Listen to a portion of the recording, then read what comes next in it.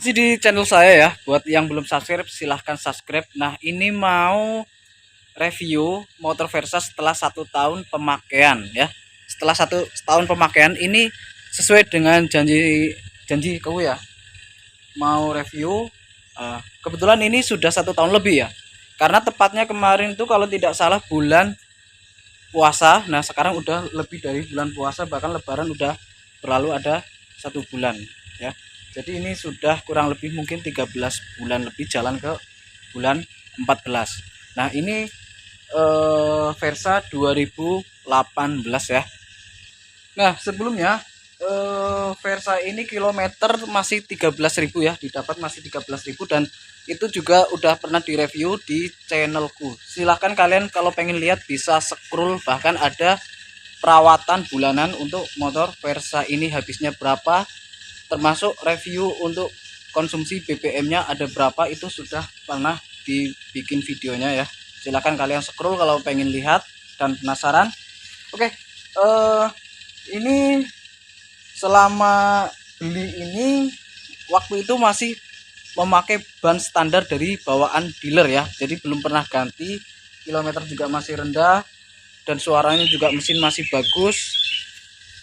Jadi termasuk masih, walaupun beli 2022 tapi kondisinya masih sangat bagus ya. Hanya rantai saja yang pernah diganti. Seperti apa sih motor Versa ini? Jadi diulas lagi ya. Kalau motor Versa ini mungkin dibandingkan dengan motor-motor yang lain, walaupun ini 150 cc, nah ini tetap berbeda dengan motor-motor 150 cc lain, antara lain mungkin Vixion, CB ya. Untuk tenaga sendiri jelas kalah, akselerasi jelas kalah, tapi untuk ketahanan mesin, termasuk ini motor yang lumayan bisa disiksa ya. Dan perawatan mesin ini termasuk cukup murah ya. Pemakaian oli enduro racing ya. Kemudian konsumsi BBM-nya juga termasuk murah, udah pernah ku review juga dengan dipakai touring jarak jauh. Kebetulan ini kemarin juga baru dipakai touring ke Samarinda dengan menggunakan ban Swallow ya. Swallow Street Enduro ya. Dan ini juga udah ada videonya. Nah, ini kemarin untuk bannya ini juga diganti kurang lebih waktu pas mau mudik lebaran ya. 1 minggu mau mudik lebaran ini ban diganti depan belakang. Kapasitas BBM-nya termasuk untuk motor ini lumayan banyak. Lalu berapa sih konsumsinya per liter? Konsumsinya per liter ini setara dengan Beat injeksi yang sekarang ya. Karena kalau menurutku ini justru malah bisa dibilang lebih irit dari motor Beat. Kenapa? Karena cc-nya jelas ini lebih besar ya. Walaupun mungkin untuk larinya kurang lebih sama aja ya. Ini pernah dites untuk top speednya mampu kurang lebih 100 km per jam. Lebih dari itu motor ini belum mampu, karena mungkin lintasannya atau medannya untuk mengetes juga kurang panjang, karena jalur lintas Kalimantan memang jarang untuk trek-trek yang lurus ya. Untuk lampu bawaan sendiri ini masih bohlam dan belum LED. Nah, ini udah diganti dengan halogen ya. Dan reflektornya ini termasuk mikanya ya. Mikanya itu termasuk ringkih dan tipis. Mungkin karena ini juga motor entry level dengan low budget, jadi mungkin kualitasnya juga nggak setara dengan motor misalnya kayak Yamaha Vixion atau CBR, CB150 ya. Bahkan dengan Satria, ininya mikanya termasuk masih kuat motor Satria. Untuk shocknya sendiri masih teleskopik ya, tapi ini termasuk kuat, termasuk empuk ya. Dan ini kena lubang juga nggak gampang oleng. Jadi untuk menahan getaran atau meredam getaran itu termasuk lumayan kalau menurutku ya. Lalu bagaimana position readingnya? Untuk dibawa touring jarak jauh kemarin ke Samarinda ini termasuk nyaman untuk posisi readingnya. Tapi nanti juga ada minusnya ya, ada minusnya untuk posisi readingnya. Nah, Kalau desainnya walaupun ini motor pegawai atau bisa dibilang motor bapak-bapak, tapi lumayan desainnya ya. Jadi kalian kalau misalnya yang anak-anak muda pun walaupun akan kelihatan bapak-bapak, tapi nggak terlalu ketinggalan zaman desainnya kalau menurutku. Dan suara knalpotnya juga halus, nggak bising banget ya. Pertama kali beli ya, beberapa hari setelah beli pernah diulas untuk beberapa kekurangannya. Nah, kali ini memang mau diulas lagi untuk kekurangannya secara pastinya ya. Setelah dilakukan tes jarak jauh, ini udah pernah dipakai 2 kali jarak jauh ke Berau dengan jarak kurang lebih sekitar 250 km, dan juga yang terakhir ini adalah ke Samarinda. Nah, kekurangan motor ini kalau masih ban standar, kebetulan udah pernah pakai ban standar bawaan dealernya waktu itu ke Berau. Untuk jalan aspal yang hot mix dengan trek basah ini lumayan licin ya, tapi kalau trek kering enak. Dan ini pun kalau trek berpasir, bannya termasuk depan pun ya dengan ban standar itu lumayan licin. Tapi karena ini sudah diganti dengan ban street enduro, ban lapangan yang semi trail, jadi sudah enak. Selanjutnya dari pencahayaan lampu ya. Pencahayaan lampu ini kalau menurutku sih dengan lampu standar, bawaan standar itu sudah cukup terang namun kurang ya. Sudah cukup terang namun kurang. Jadi artinya gini, kalau untuk pemakaian santai dalam kota ini sudah cukup ya. Tapi kalau untuk luar kota dengan kita touring, otomatis dengan kecepatan yang lumayan tinggi, ini lebih baik ditambahkan lampu atau diganti dengan lampu yang pencahayaannya lebih bagus. Contoh kayak ini ya, saya memakai lampu halogen warna biru ya, Cool Blue dengan merek Osram ya. Ini sudah cukup lumayan, jadi sudah bisa untuk membantu penglihatan dengan kecepatan yang cukup tinggi. Kalau untuk kecepatan lebih dari 90 itu ya lebih baik ditambahkan lagi ya untuk lampu tambahan sebagai penerangan. Kemudian kekurangan yang selanjutnya adalah komstir ini. Nah, ini termasuk menjadi permasalahan atau penyakit dari beberapa motor Honda ya.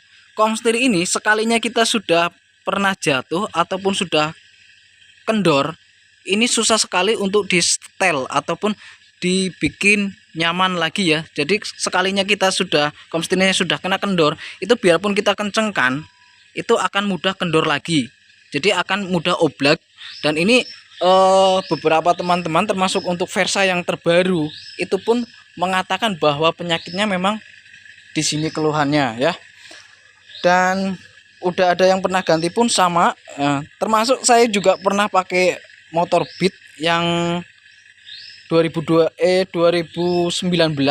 itu juga termasuk penyakitnya adalah di komstir. Kemudian pakai Vario 2019 juga itu termasuk penyakitnya di komstir. Sekalinya oblak itu gampang banget oblak lagi, dan agak susah ya penyakitnya untuk disembuhkan.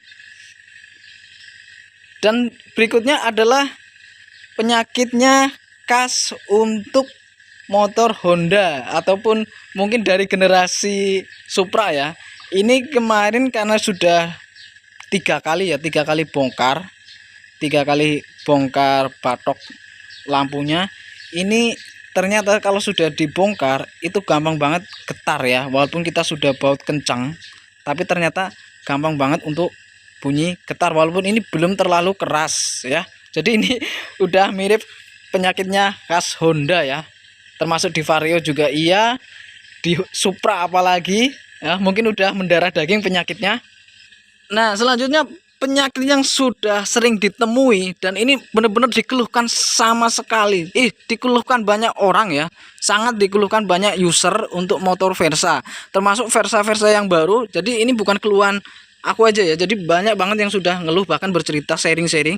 Jadi di rantainya cepat banget kendor. Ini 1 tahun udah ganti 3 kali.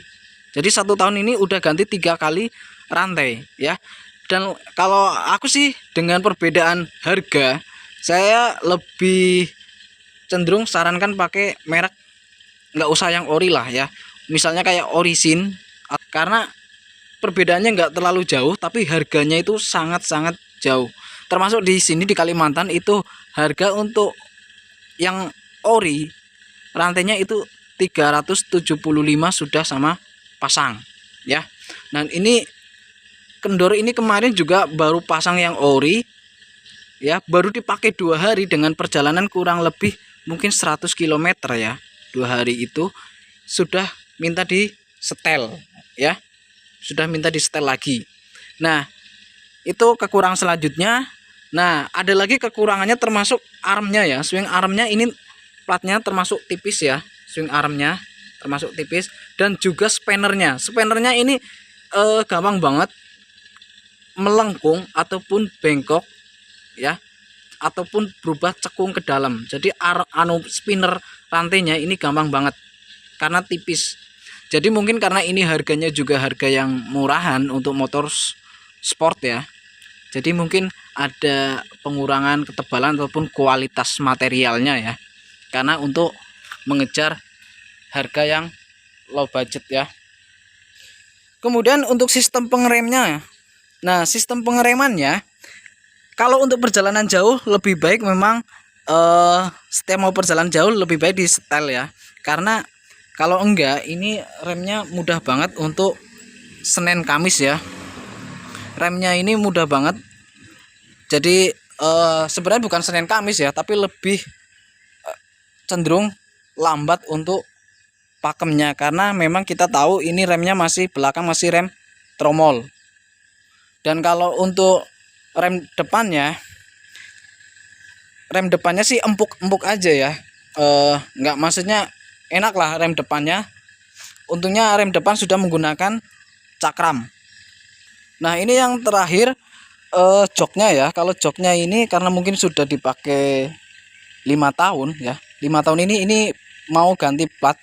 Nah ini joknya sebenarnya enak untuk posisinya, hanya ketika sudah kempes ini bener-bener joknya nggak nyaman banget, panas banget kalau dipakai jarak jauh. Sebenarnya lebih enak bahan jok kayak motor Suzuki ya. Motor Suzuki bahan joknya itu masih empuk dan itu awet ya, karena dia lebih lentur. Tapi kalau ini sekalinya sudah kempes harus diberikan tambahan busa ataupun diganti pakai busa latex. Oke, paling itu aja untuk reviewnya setelah pemakaian jarak jauh. Nah buat kalian yang pengen motor Versa silahkan. Jadi kalau menurutku sih untuk pemakaian harian lumayan ya, tidak menguras dompet. Tapi kalau untuk mengejar kecepatan, jelas kalian salah untuk memilih motor Versa. Oke, sekian dulu, terima kasih. Buat yang belum subscribe silahkan subscribe.